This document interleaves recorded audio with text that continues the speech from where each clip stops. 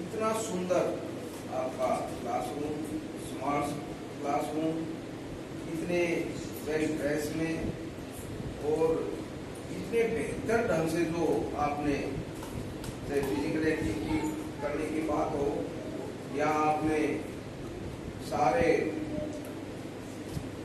Education की बात हो, सभी छोटे से छोटे बच्चों ने सभी जिले के नाम गिनवा दिए, सभी प्राइम मिनिस्टर्स के नाम गिनवा दिए। ये कोई छोटी बात नहीं है। मैं तो ये कहता हूँ बड़े बड़े स्कूलों में बड़ी बड़ी क्लासेज में, और मैं तो एक कॉलेज और यूनिवर्सिटीज में भी अगर हम रैंडमली ये पूछे कि स्टूडेंट से कि सभी प्राइम मिनिस्टर्स के नाम बताइए, शायद नाम बता पाए। और इन बच्चों ने तो इतने एक लय के साथ इतना बेहतर ढंग से बताए, सभी जिलों के नाम गिनवाए और इतना अच्छा ब्रिज बनाया। खिलाड़ी भी नहीं बनाते इस तरह का। तो मुझे बेहद खुशी हुई आप लोगों के बीच में आने के लिए, और मैं बधाई देता हूँ मेरे छोटे भाई अजय को कि इसी तरह से आज ये काम एक समाज सेवा का तो है ही है, ये आपका कर्तव्य भी है, धर्म भी है, और ये एक देशभक्ति से भी कोई कम की चीज नहीं है कि अपनी आने वाली पीढ़ियों को इतनी मजबूत इनकी नींव को आप करने के लिए जा रहे हैं। निसंदेह आने वाले समय में ये बच्चे अपने जिले का भी, माँ बाप का, समाज का, आपके स्कूल का, प्रदेश और देश का नाम भी हर क्षेत्र में ये निसंदेह रोशन करेंगे। हमें पूरा विश्वास है और मैं प्रमुखता परमात्मा से प्रार्थना भी करता हूँ कि ये आपका दिन दुगुनी रात चौगुनी तरक्की करे आपका स्कूल। और कोशिश करेंगे हम कि हाँ, जो महिला बाल विकास मंत्री हैं श्रीमती स्मृति चौधरी जी, प्रयास करेंगे कि वो भी आकर के इस तरह से देखें, और इस तरह के स्कूल अगर हमारे हर गांव में, हर ब्लॉक लेवल पर, जिला लेवल पर, प्रदेश के अंदर बढ़ेंगे। स्मृति चौधरी जी ने मुख्यमंत्री जी से मिलकर के, अब पीछे उनका बयान भी आया था कि हम 10,000 स्मार्ट इस तरह के स्कूल पूरे प्रदेश में बनाएंगे। तो जिस दिन अगर इस तरह के हमारे प्रदेश में 10,000 स्कूल बन गए तो ये एक श्रुति चौधरी के लिए भी, मुख्यमंत्री जी के लिए भी ये बहुत ही एक जबरदस्त ये मील का पत्थर साबित होगा इस प्रदेश को, इस देश में ही पूरी दुनिया में सबसे खुशहाल प्रदेश बनाएगा। तो इन शब्दों के साथ आपके सभी के भविष्य के लिए, और मैं बच्चों से भी फिजिकल एजुकेशन का एक प्रोफेसर होने के नाते, शिक्षक होने के नाते, मैं ये बच्चों से भी ये कहना चाहूँगा कि आप बहुत अच्छे से पढ़ाई कर रहे हो, कंप्यूटर भी सीख रहे हो, हर तरह से नई नई आप टेक्नोलॉजी के साथ शुरू से ही केजी से, नर्सरी से, फर्स्ट क्लास से ही आपने शुरुआत करती है। तो इनके साथ साथ मैं बच्चों से और इनके अभिभावकों से, टीचर से भी कहना चाहूँगा कि आप करवा तो रहे हो, लेकिन खेल में भी बच्चों को इन्वॉल्व करो। बच्चों खेल भी आप स्कूल के बाद, यहाँ प्ले ग्राउंड नहीं है, साथ में ग्राउंड है, वहाँ खेल करवा सकते हो मौसम के अनुरूप, सुबह वक्त से या शाम के टाइम, गर्मी सर्दी का हर तरह से देखना पड़ता है। और ये मैट बड़ा सुंदर लगा रखा है, यहाँ भी फिजिकल एक्टिविटीज हो सकती है। बच्चों, जहाँ पढ़ाई से आपका फिजिकल मेंटल थकान होती है, इसी तरह खेल से आपकी सारी थकान होती है। और ये दोनों ही, खेल और पढ़ाई, खेल और शिक्षा, दोनों एक ही सिक्के के दो पहलू। और जब दोनों का तालमेल बनता है तो गुणात्मक आप हर क्षेत्र में आगे बढ़ोगे। और मैं ये दावे के साथ कह सकता हूं कि खेल और पूरी दुनिया में भी बल्कि ये कहावत है कि स्वस्थ शरीर में ही स्वस्थ दिमाग निवास करता है। और बच्चों, कई पेरेंट्स के या हमारी उम्र के जो बड़े हैं उनमें ये गलतफहमी अभी खासतौर से देहात के लोगों में कि खेल से जो है शरीर को नुकसान होता है, पढ़ाई में कमजोर रह जाता है, खिलाड़ी मोटा दिमाग का होता है। लेकिन ये बहुत ही गलत प्रचार है। बच्चों, खिलाड़ी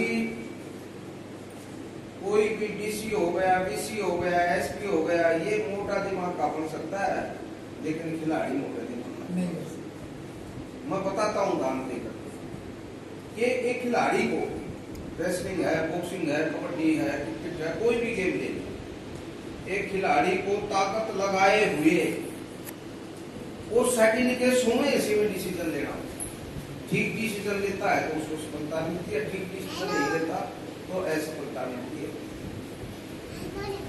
और जैसे ये डायरेक्टर साहब है या कोई डीसी, बीसी, एसपी कोई भी है, उन्होंने कोई फैसला लेना होता है तो कोई ताकत नहीं लगाते, बैठ करके बैठेंगे, मीटिंग बुला ली, 1 घंटा मीटिंग चली, चाय पी ली, कॉफी पी ली, उसके बाद भी फैसला ले पाते नहीं ले पाते 10 बैठ करके।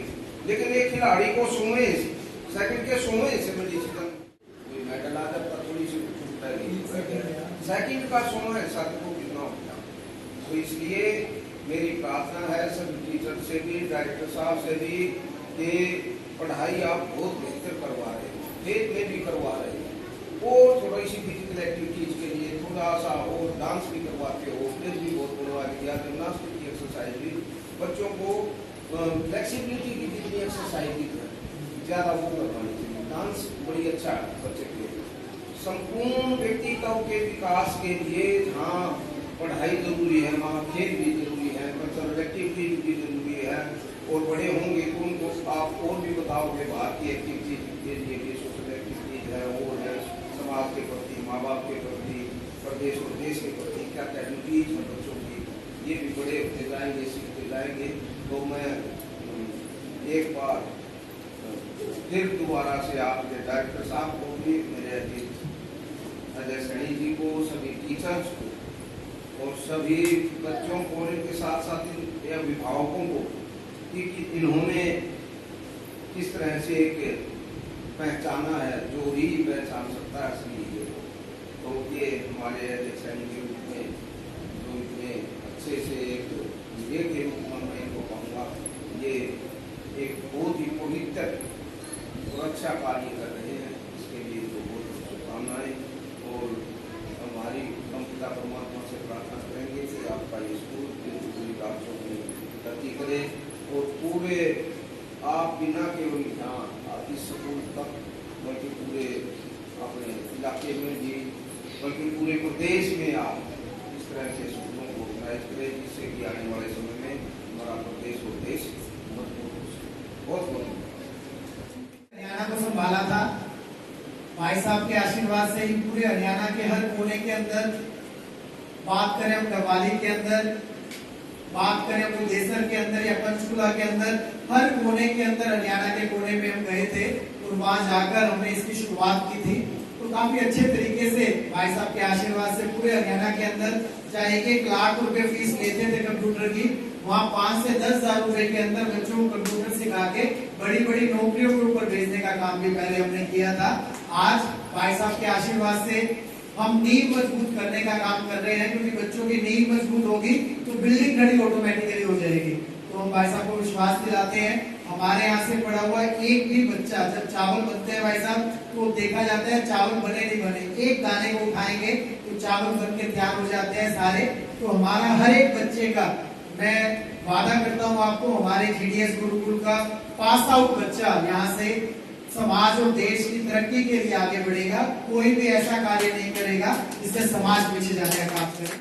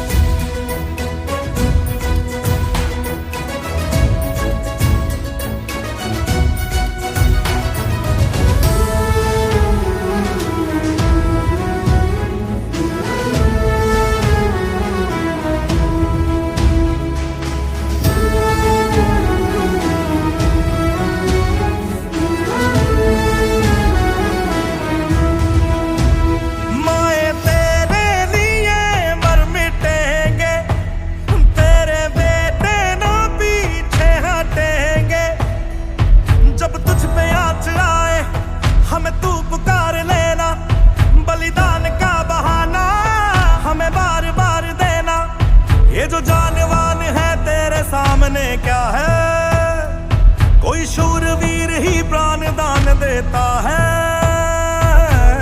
माँ से है माटी, माँ से है माथा, माथे पे माटी सजा के चले।